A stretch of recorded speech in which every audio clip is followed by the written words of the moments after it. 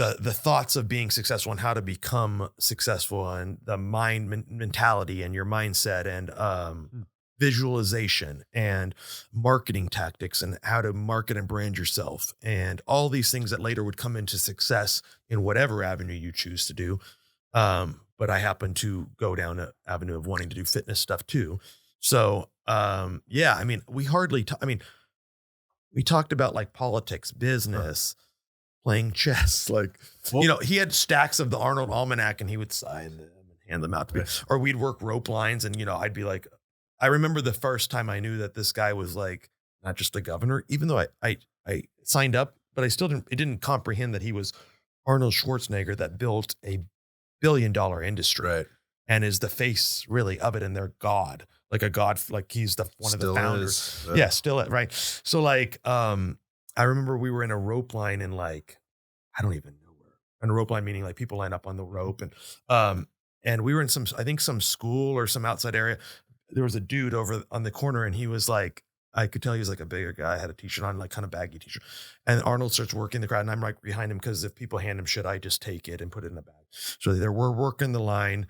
And then I see like this guy and I'm like, what the hell is this from? He starts taking off his shirt and he's flexing and so Arnold walks up. The wildest shit, man. Arnold walks up to me. He's like, oh, very nice. Your arm needs to work. You need to work a little bit on this. And he's like critiquing him and shit. And I was just like, are you fucking serious? But this guy, this is this guy's the best day of this guy's life. He couldn't even speak. He was this is the best day of this guy's like life. He was like dumbfounded, and I was like, "This is a grown ass man." It's like grown ass man. And he had the Arnold Almanac, and he was like, and then Arnold like pulls out his big Sharpie, signs it, and gives it back to the guy. And the guy didn't even say one word. That to the guy man. could die right there, and he would have lived his whole life. Right. Yeah. And this is before like social media. This is before Instagram. Really. Oh, he went straight to the gym to tell all his friends. Yeah. So it was just, and I kind of just like sat back at the end of the event. And I was like, who is this guy really?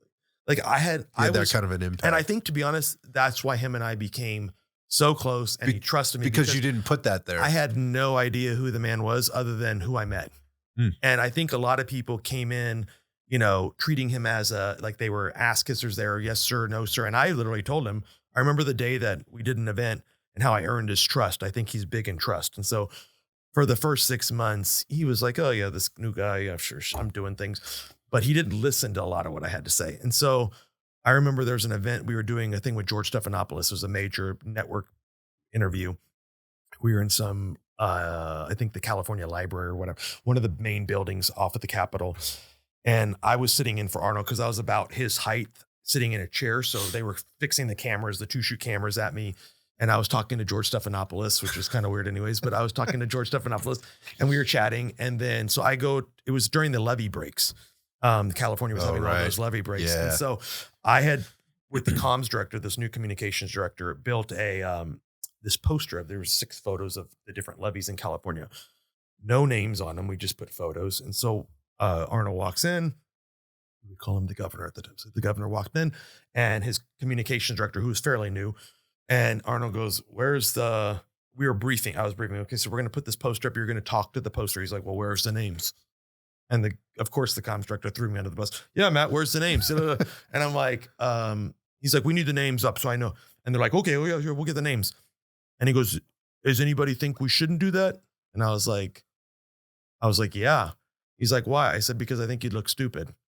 Just straight up. I just said that. And the guy, everybody was like, and I said to him, and I said it respectfully. I said, sir, I think you're the governor of California. You should know where these locations are. I said, let's focus in on 3 of them and you don't have to remember the others. Yeah. So I went through and he's like, okay.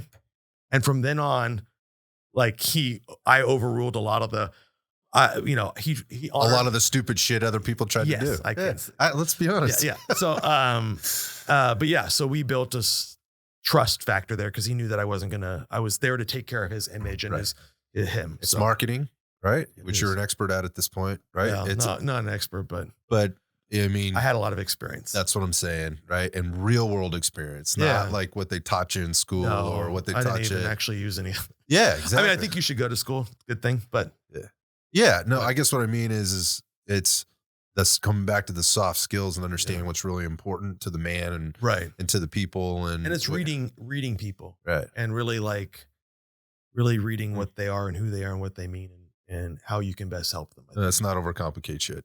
No. Let's try to make it simple and get the message clear. And be honest. Yeah. I think it's about being honest. Like, don't just tell someone what they want to hear. Well, the more you complicate it, the more difficult it is to explain, and the more complicated it is to maybe keep that line going.